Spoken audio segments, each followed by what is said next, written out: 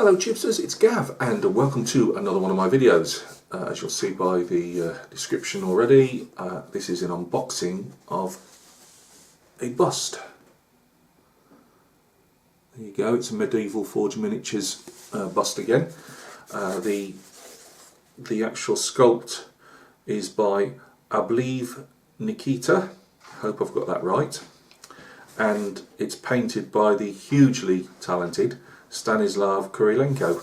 Now, one of my favourite painters, and he's on my favourites list on Putty and Paint. I think he's a cracking painter. We'll have a look at it closer up in a minute when I get down to the bench.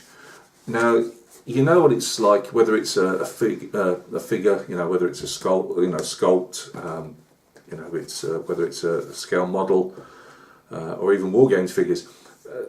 Sometimes, you know, they come along and you just have to have it, you know, if you've got the funds for it. I didn't have the funds for this one, but luckily my wife did, and I got it for Christmas off her and the pops. So, you know, it's just one of those figures. When it came out, I don't have all these sign up to these newsletters and things that they bombard your computer with, you know. I just, oh no, don't do that.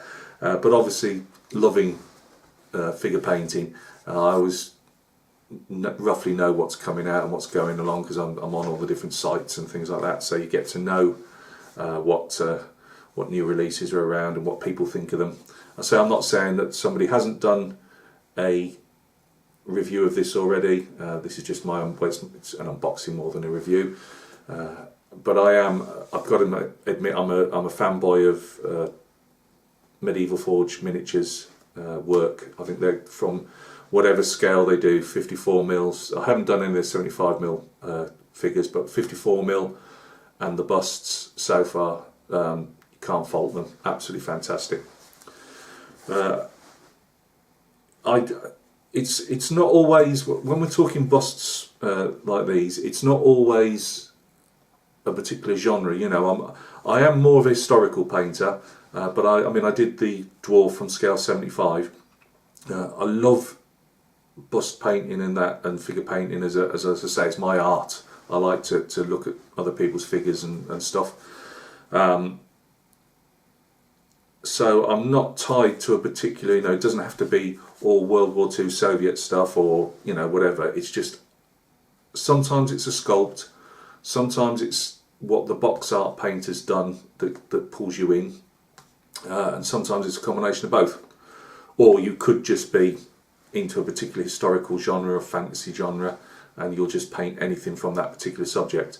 For me, I just looked at this, and I love you've got all the leather texture to work on, and there's a lot of that, so that'll help develop, or I wouldn't say you, as in me, help develop, you know, my painting of the leather, try and get it at that beat up, worn look, get some, you know, cracks and crevices all painted in there. You've got the strapping for the parachute and that, all that webbing texture. Painters a lot these days seem to be going in the direction of texture painting, so trying to not just paint that as, say, an off-white strap. It'll hopefully look like it's got some webbing texture to it, the same as a leather jacket. I do struggle with the fur and the hair. Again, it's something I've got to try and improve on.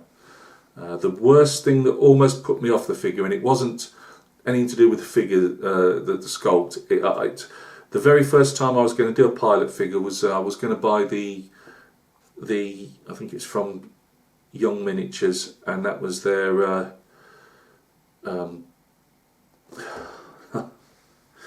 there it is, a pilot. It'll come back to me. I can picture it. The Flying Tigers. That's the word Gav's after. Sorry, with all my head problems, I just sometimes things don't gel. Flying Tigers is what we're trying to go after, and it's the goggles. Again, we'll see that in a close up in a minute. It's the goggles, trying to replicate that look. Some people go for a complete shiny look, you know, where the light's hitting off the glass. I'd like to try and get it so that you're looking at the actual, as if you're looking through the glass, and he's, you know, in his leather helmets underneath type of thing. but it's put me off so many pilot figures because I wanted to learn how to do all the leather and that on, and I've picked pilot figures so many times, you know, when you put them in your little shopping trolley and go, no, at the end of it.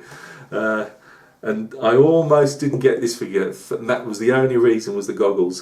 Could I paint goggles? But if you don't start, how are you ever going to learn? So yeah, it's this was just one of those figures. I wasn't even. I'd actually got my eye on a couple of different other figures, as in busts, I was going to do. But when I saw this on, there's a Facebook group called Bust and Figure Mentors. I'm on both of those as well, and Military Figures Association. And Stanislav, he obviously put this painted figure up, and I just fell in love with it straight away. It was just, yes, you know, hook or by crook, I've got to get this figure. So it should be interesting. As the motto of my channel is, what can possibly go wrong? So if you'd like to join me down at the bench after all this waffle, we'll get the sculpt out of the box and we'll take a look at it. I'll see you down at the bench, guys. Right, Tubesters, thanks for joining me at the bench. This is the sculpt in question, as always with most of these figures, especially from Medieval Forged Miniatures. Comes in a nice strong box, stacked with thick foam packing, so hopefully nothing will go wrong. Let me just see if we can... Obviously, don't go expecting miracles. Gav isn't going to be able to turn a face like that out. It's not a chance. Mine will be looking more like a 6-year-old's painted it, but I'll still have the fun of doing it. So, as I say, that's Stanislav Kuryenko's way of painting it. So often you'll find, I've seen this on Putty and Paint, which is the gallery type. It's not a forum as such because there's no chat goes on in there. It's just you know, enjoying. You can vote on people's work once you've got 5. I think it's 5 of your own projects up. And I've seen this version 2 or 3 times, 4 times, and very slight variations on it. There isn't, obviously, if you're going to paint this historically, there's not a lot you can do with it to change it as such. You might be able to. I have been looking at. It's amazing how you dig into things. I now know Soviet parachute harness systems, Soviet flying helmets, and the different variations and the different like felt for the goggles. You know, all that type of thing. And so, you know, you might be able to squeeze a couple of variations out of it, but not a lot. It is what it is. It's more or less a uniform. So. Join me in a minute, guys. I'll just open this box and we'll have a look. Right, Tubesters, thanks for joining me down at the bench. The sculpt comes in 4 pieces. You get a torso, a head, another piece of parachute harness, and like the ring pull that you pull the parachute out with. I presume that's what it is anyway. Never actually jumping out of an airplane myself. You also get, we'll show this first just so we've shown it. A little plinth. What you do, obviously, you can either use a power drill. Quite often you can drill quite easily into these with your usual pin vise. Get yourself, I use large scale paper clips and cut those off, and you know, I use those quite easy for mounting figures. So drill your hole, corresponding hole in the base of this, hole here as well, and then mount it on your plinth. Obviously a bit of a casting plug there. That'll come away really easy with a razor saw. And then obviously just mount your figure. I wouldn't suggest just gluing it to a wooden plinth and just gluing this to the base of the torso, only because you know what especially super glue's like.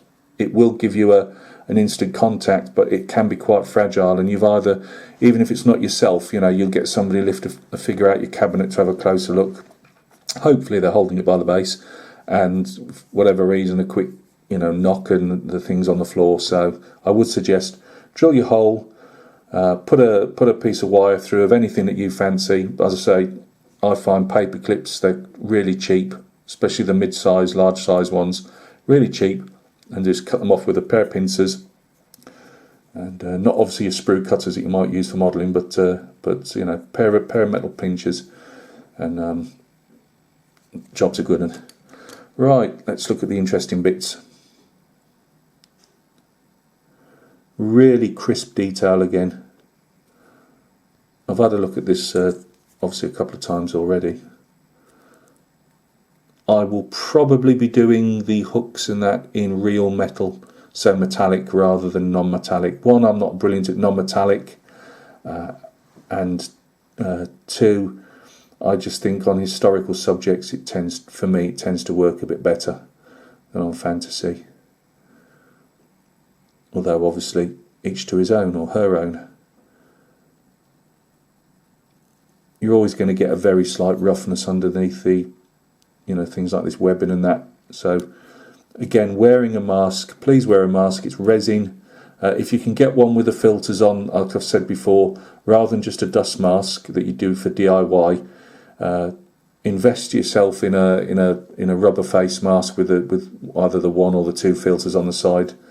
And also, I think I've mentioned it before, my way of doing it is move everything off my desk, and I put kitchen towel over it, which I've squirted some water over so it's nice and damp, and then I actually also wet the area that I'm cutting, and if I've got to put my razor saw through anything, or my sandpaper, it's keeping that dust down to a minimum, because although you're wearing your mask, people say do it outside. You can't do it outside most of the time, just for the light aspect, never mind anything else. You can't see what you're doing, so you need your lights on your bench. But I would strongly suggest, if you're dealing with resin, you know, at least do something like that. Wet your table down. I find wet kitchen towel is easier to catch the bits and pieces on. Make sure that you are dust free afterwards, and your hands, you know, you've washed off your hands, because it's amazing where that dust goes, and you don't want to be breathing it in at a later date. I mean, and that's not that goes for all resin. It's not this particular one. It's all resin. Just take those precautions. But you see this fantastic strapping detail here. Again, this is a light grey, very whitish grey resin, so it's harder to see the details at the moment. But all that stitching there, that's fantastic. Again, we've got our buckles.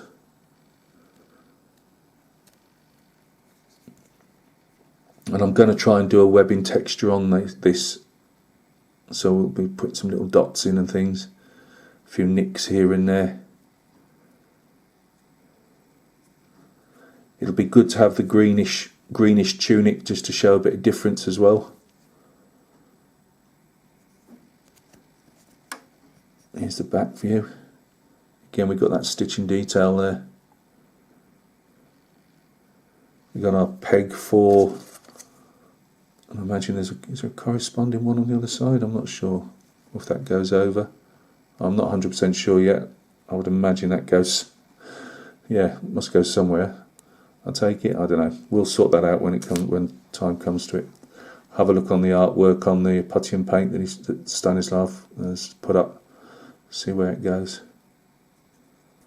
So yeah, we've got all our radio cords there, our plugs there for the radio, intercom, whatever you want to call it. And this is a Soviet pilot from 43 to 45, I think they've put. Yeah, 1943 to 1945. The base, I usually paint, I've only done this, I've only been my third bust, but I normally paint them black. I don't try and be fancy. It's supposed to be, you know, this is what you're looking at, not underneath. Although I would suggest just tidying up any humps and bumps if you can. Obviously this is a casting plug here, and that'll need to be taken off.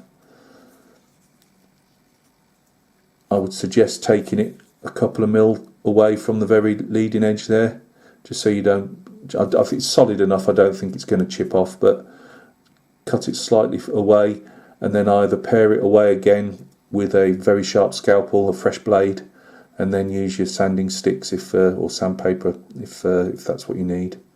I'll show you the head now. I was going to say I can't attach. I've I'll give you a quick, let's just, before we have a look at the head, I can't do it very well because there's some little plugs here on the end. These are just casting plugs, so the head's not going to sit properly in the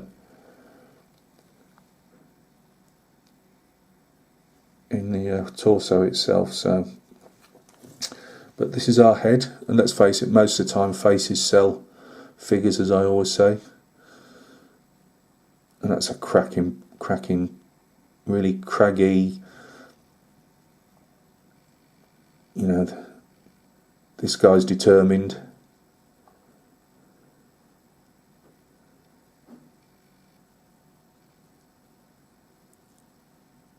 And these are the, so I thought I broke some, that's just a casting plug that's come off there. These are the goggles in question. As I say, it's an art form in itself, getting these to look realistic. And people approach it in lots of different ways. And I haven't a clue how I'm going to approach it yet. I've never done anything like this before. I have been looking at, so many fighter busts, fighter pilot, and pilot in general busts, to see how different people have done goggles. And I've seen tank commanders with anything with the goggles on, really, and how they've done them. But as I say, I would prefer, rather than just have it might look artistic having completely, as if the light's bouncing off all the glazing. I think it looks more realistic to be able to see the helmet underneath. So that's really going to be a test. Lots of real deep crevices. Make sure you hit them all, because if you don't, it will show up at a later date. I'm not sure if that's probably a casting plug as well, but yeah, it is. Whenever it's weak like that, you can more or less say it's a casting plug like this one. Again, we've got the stitching.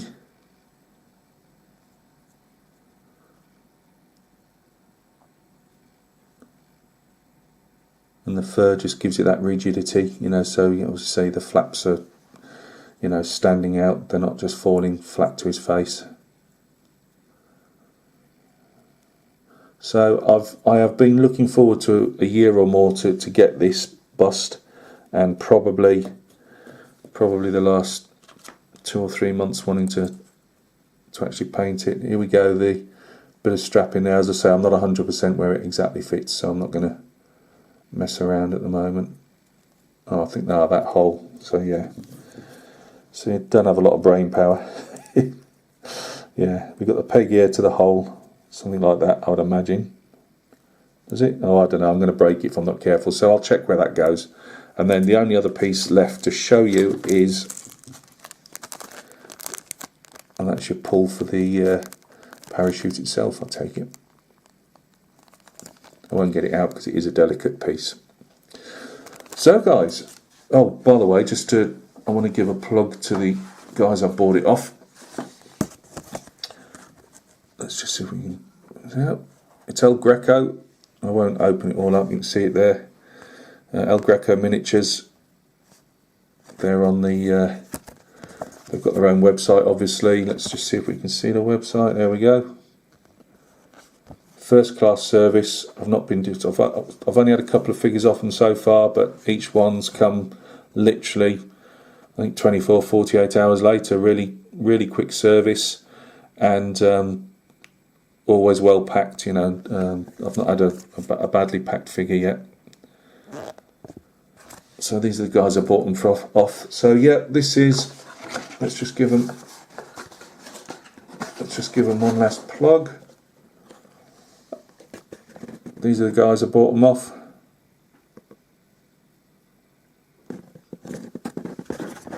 I have no. I haven't been paid to do this unboxing. I haven't been sent the figure, as I say. Wife got it me for Christmas. So again, it's just this is a non, don't know what to say. What is it? Non-paid or whatever they call it. Just my love of figures, and I like to show, as I always say, whether it's a scale model, a figure, war games figures that I'm painting for commission work. I always like to show what I've got. So. Again, thank you guys for stopping by and taking a look. I hope everything goes well with your projects. I would strongly recommend you take a look at the Putty and Paint website, the Bust group on Facebook, the Military Painters Association on Facebook, Figurementers on Facebook, that you go and check out Medieval Forged Miniatures, go check out El Greco, and we will catch each other very, very soon on another video. Cheers.